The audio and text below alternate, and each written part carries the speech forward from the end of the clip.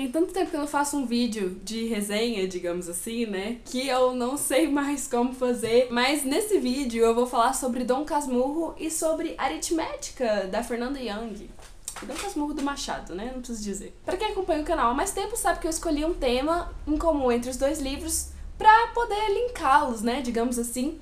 E eu tô aqui pensando num tema em comum entre Aritmética e Dom Casmurro, e eu só consigo pensar em relacionamentos. Tem uma coincidência que tem um capítulo aqui do Dom Casmurro que se chama Ideias Aritméticas. Bom, é difícil falar de um livro que todo mundo sabe a história, e também foi uma releitura, eu acho que foi a terceira vez que eu terminei Dom Casmurro. Então vocês sabem que Dom Casmurro conta a história de Bentinho e Capitu, que eles eram vizinhos desde criança, e eles se apaixonam, se casam e têm uma vida de boa, até que o Bentinho acha que a mulher estava traindo ele com o melhor amigo dele, que é o Escobar, que ele conheceu no seminário.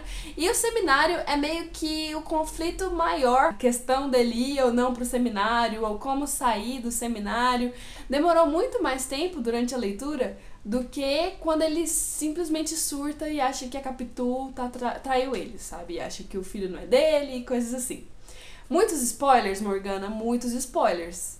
Desculpa, eu não consigo fazer o vídeo de Dom Casmurro sem falar spoilers, porque eu tenho a impressão que todo mundo sabe a história de Dom Casmurro. O que eu acho de legal em Dom Casmurro? Pra você que tem que ler Dom Casmurro pra escola e acha que vai ser chato, olha, eu li obrigada pela primeira vez, digamos assim, pro vestibular, mas ainda assim foi uma leitura muito prazerosa. Eu não sei, eu acho que você tem que abrir um pouco sua mente pra essa questão de, ok, estou sendo obrigado a ler? Sim, estou. Mas não significa que vai ser uma leitura chata. O Machado de Assis é um escritor genial e que você pode se divertir lendo com a inteligência da escrita dele, assim, é sério isso.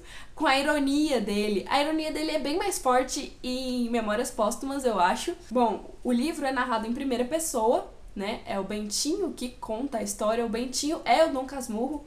Dom Casmurro é o apelido que ele teve na velhice, né? Porque ele se tornou um cara muito fechado e ranzinza, digamos assim. Ele constrói uma casa igual a casa que ele tinha quando era criança pra poder emendar as duas pontas da história dele, o começo e o fim, né? Já que ele tá na velhice.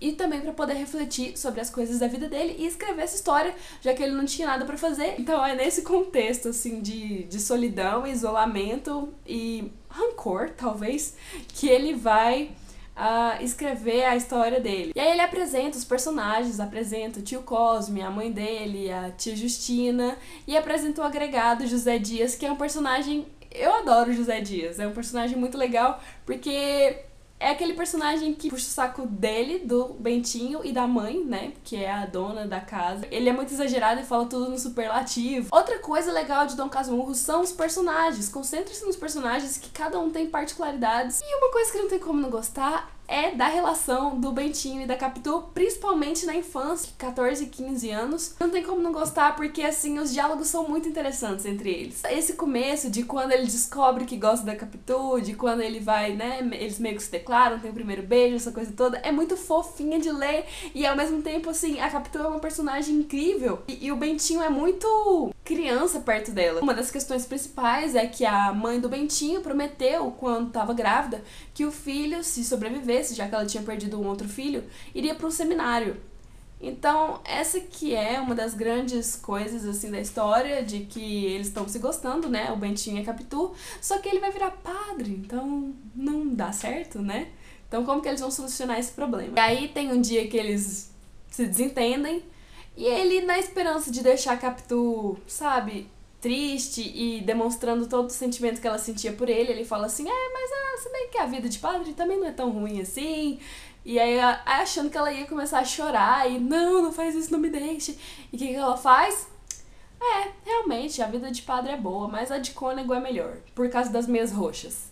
Então, assim, a Capitu é genial. Capitu, você é maravilhosa também, adoro. Outra coisa muito legal de Dom Casmurro é poder entrar nessa grande discussão, nesse grande mistério da literatura brasileira, que para os mais contidos, na verdade para os estudiosos, sei lá, o que eu já ouvi falar mesmo é que não há solução para esse mistério. Não adianta, mas como leitores normais, Eu acho divertido isso de ficar vendo, aqui ele tá dando uma dica de que ela traiu. Aqui ele já tá dando uma que não traiu. Então, eu gostei de reler pensando nessas coisas, assim, investigando, assim, traiu ou não traiu, traiu ou não traiu, traiu ou não traiu. Porque não dá pra você saber se ela traiu ou não, né? Porque é uma escrita em primeira pessoa. Não vai saber nunca, né, gato? O resto é saber se a Capitu da Praia da Glória já estava dentro da de Mata-Cavalos ou se esta foi mudada naquela por efeito de algum caso incidente. É isso que ele quer dizer, né? Que a Capitu adúltera já estava na Capitu criança, que ela conservava desde pequena características que a tornaram e que a ajudavam a esconder a traição. E eu estou rouca. Tem muitas passagens lindas em Dom Casmurro. Eu li muitas passagens no vlog de leitura, então se vocês quiserem saber um pouco mais da minha leitura de Dom Casmurro, é só assistir esse vídeo aqui. Tá, agora eu vou falar de Aritmética da Fernanda Young e eu estou in love com esse livro. Sério. Não assisto o programa dela, eu não conheço ela como apresentadora, como jornalista, não conheço, mas assim, já ouvi falar. E a primeira vez que eu descobri que ela tinha um livro foi assistindo o canal do Lucas Speck, meu estranho vício de ler, em que ele fez um vídeo sobre aritmética e eu acho o Lucas genial, apesar de eu não assistir sempre os vídeos dele, mas eu adoro os vídeos dele. Quando eu descobri o canal eu fiquei, uau, que canal legal, que menino massa, sabe? Tipo, ok. Então eu vou lá conhecer o canal do Lucas e assistam o vídeo dele sobre aritmética também. Ele tem algumas opiniões diferentes das minhas, mas foi lá que eu conheci. Olha que legal, né? A arte do livro. Li a primeira página e, gente, na primeira página eu fiquei presa. Eu falei assim, eu preciso ler isso, eu preciso. Por quê? Porque começa com o narrador em primeira pessoa explicando que ele se encontra com uma mulher em encontros, digamos assim, meio geométricos, assim, matematicamente falando. Eles tiveram o primeiro encontro em junho de 62 e combinaram de se encontrar de novo depois de um mês. O terceiro encontro foi depois de 2 meses, aí depois de 4 meses, então ia dobrando o tempo. 4 meses, 8 meses, 16 meses, entendeu? Aí até que o narrador tá esperando aquilo que vai ser provavelmente o último encontro deles, porque ele já tem, tipo, 75 anos e esse encontro demorou 21 anos e 4 meses pra acontecer. Então eu falei assim, gente, que história maluca é essa? Só que ao mesmo tempo é incrível. Pensa se você virar pra um cara que você acabou de conhecer, tá? Aí você teve o primeiro encontro, aí você fala, querido, daqui um mês a gente se vê, depois de 2 meses, depois de 4 meses, depois de 8 meses, depois, sabe? Loucura! E ao mesmo tempo genial. Adorei já, então eu fiquei presa desde o começo do livro. E a escrita dela é magnífica também, é magnífica e tem capítulos que são em primeira pessoa e tem capítulos que são em terceira pessoa. O livro tem uma trama muito interessante, mas eu não sei até onde que eu posso contar pra vocês. Você tá acompanhando primeiro o João Dias, que é o protagonista principal, digamos assim, o primeiro narrador, o primeiro cara que você tem contato, e ele contando a história dele com a América, que é essa mulher com quem ele tem esse encontro, né, datado, digamos assim. Logo, o primeiro encontro deles é uma paixão, assim, louca, né, só que os dois são casados e decidem, você não entende por que motivo, terem esses encontros com datas marcadas, enfim. Tem a história de um outro casal, em que a mulher é uma apresentadora de programa de televisão e o marido é um fotógrafo de supermodelos e tal. Aí tem um outro casal que é um outro escritor e tem uma outra pessoa que também é escritora. Então, assim, você vai pegando aos poucos a ligação entre essas pessoas. No final você percebe que elas estão muito ligadas, né? E o final do livro é aquela coisa assim, gente, fazia muito tempo que eu não li uma coisa. Eu não sei, na verdade, se algum livro já me deixou como esse livro me deixou. Que eu terminei assim, não acredito! Que termina desse jeito. Baixou uma coisa aqui agora, né? Ok. Pra você que já leu esse livro, fica o meu abraço fraternal de que eu sei como você se sente, que esse final doeu mesmo. Doeu em mim, não sei se doeu em vocês, mas doeu em mim. Sério, eu queria muito que vocês lessem esse livro, porque é muito bom. Mas tem algumas coisas. A narrativa é muito diferente, os personagens são complexos, Constrange-me existir nesse personagem Chico Buarque, dolorida, bonita sendo assim, meio tonta, meio insistente, até meio chata. Nunca precisei aborrecer ninguém antes, então atuo por instinto, cansando-me facilmente. E que fique claro que não é por você estar dessa forma, tão esquivo, que o desejo tanto. Desejo porque desejo. Estúpida, latina, Betânia. Ainda creio que você, quando ao menos esperar, possa me chegar com um verso em atitude. Traição, casamento, amor, paixão, tesão, tudo isso é tema desse livro. Foi assim que Elisa entregou sua moral a ele, porque sempre quis dar tudo o que tem de lindo, principalmente o lindo que guarda no dramático e no melancólico. Eduardo jamais pediu essa lindeza toda, mas a aceitou de bom grado, já que vinha junto com um púbis na sua pelvis. Até que um dia, sempre um dia, a amante perfeita percebe que não está sendo admirada em sua sublime plenitude. Num suspiro não esperado, num revirar de olhos, num olhar sem foco, e passa a se sentir terrivelmente rejeitada. Ela não sabe que é nesse mundo que vivem os humanos. Reage mal a isso, como seria previsível. Acha-se responsável por aquilo que considera desamor. A culpa é dela se ele não consegue ter uma nova ereção. A culpa é dela por deixá-lo gozar tão rápido. E se ele não liga mais tarde, é porque ela é culpada de algum crime horrível que ele descobriu. Nela. Pois escondida nela estava a responsabilidade por todo o desprezo humano. Tá, mas uma das coisas que eu mais gostei como temática do livro é a diferença entre homens e mulheres. Ok, é uma coisa meio batida, ok. E é uma coisa meio complicada, porque eu não sei até que certo ponto essas diferenças são válidas, até que ponto eu vejo, sei lá, não, acho que eu via essas diferenças de uma maneira muito social, assim, entendeu? Muito cultural e social, né? E fruto da minha formação um pouco, mas assim, nesse livro vai falar de diferenças entre homens e mulheres de uma maneira muito psicológica.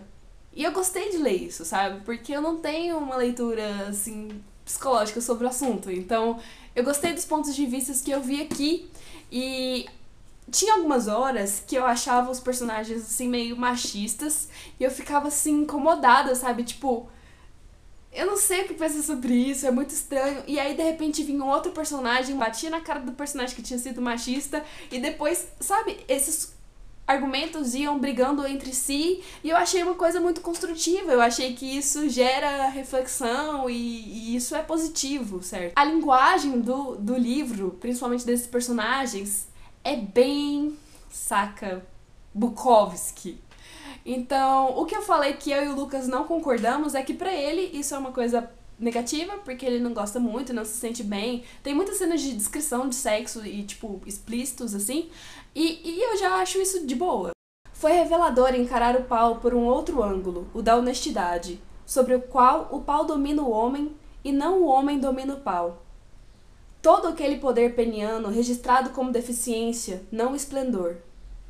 Vindo a pensar sobre o assunto e chegando a tecer importantes considerações. Ter um pau é foda, mesmo porque tê-lo não significa poder contar com ele. Um pau nem sempre funciona, ou funciona na hora errada, erguendo-se embaixo de calças largas em situações delicadas. E mesmo quando o pau atua certo, no timing certo, a mulher na qual ele se insere pode não demonstrar satisfação. Sendo assim, a mulher o agente dominante, não o homem, muito menos o pau. Porque é dela que vem o registro do homem ter sido bom ou ruim em sua finalidade principal no planeta. Prioridade esta que foi imposta ao macho pelo pau e não o contrário. Uma possível sensibilidade masculina, portanto, só poderia ser buscada na atuação extrapica, onde Eduardo, como escritor, consegue se sair razoavelmente bem. Na atuação pical, os homens estão vendidos. Se as mulheres julgam que eles agradaram, eles ficam felizes e confortados. Se elas são reticentes em seus julgamentos, eles ficam tristes e inseguros. Dois adjetivos que, antes dessa releitura, eram exclusividades femininas. Homens não se descrevem como tristes, não se dizem inseguros. Eles falam que estão chateados, que receiam. Palmas para Eduardo Dias, então, que foi capaz de colocar tristeza e insegurança onde Elisa só via prepotência e precipitação, no pau. Tá, então esse é um exemplo maravilhoso de como é a escrita da Fernanda Young e principalmente, acho que do meio pro final do livro é nessa linha, assim. Então, se isso te incomoda, não é um livro pra você. Mas continua sendo um bom livro, muito bem escrito, com uma história várias histórias, na verdade, interessantes, com personagens riquíssimos, assim, psicologicamente. Bom, gente, é isso. Essas são as minhas considerações. Aqui tá a foto da Fernanda Young. Espero que eu não tenha ofendido ninguém com as coisas que eu li da Fernanda Young. Se te ofendeu, me desculpa, né? Assistam também o vlog de leitura de Dom Casmurro. Essa é a minha última resenha, que é, bem antiguinha. E tem algum outro vídeo aqui que dá uma olhadinha lá. Pra quem for novo por aqui, se inscreva no Literalmente Vlogando. Se você gostou do vídeo, clique em gostei e a gente se vê nos próximos vídeos. Tchau!